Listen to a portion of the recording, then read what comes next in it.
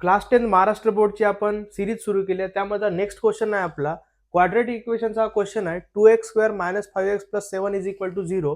यामध्ये आपल्याला nature of route याचा फाइंड करायचा आहे. नेचर ऑफ रूट फाइंड करणे म्हणजे b² - 4ac ची व्हॅल्यू फाइंड करणे. सगळ्यात आधी इथं आपण लिहू a b c ची व्हॅल्यू. आपल्याला माहित आहे x² च्या समोर जो बी कोएफिशियंट असतो, जो बी नंबर असतो ते असते a ची व्हॅल्यू. इथं a ची व्हॅल्यू आहे आपली 2.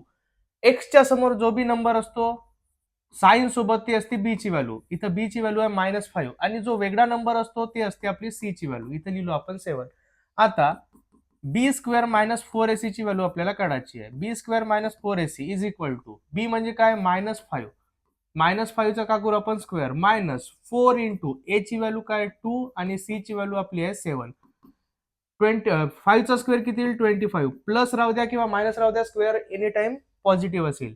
-2 4 जा 8, 8 7 जा 56. इथं आला 56. इथून समजा आपण मायनस करू तर याचा आन्सर येईल -31. म्हणजे आपली b² - 4ac ची व्हॅल्यू आली -31.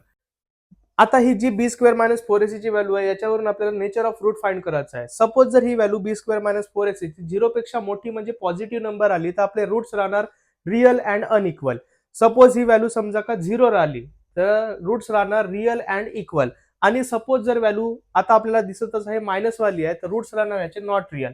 इथे लिहून घेऊ therefore nature of roots are not real. याचे रूट्स राहणार नॉट रिअल.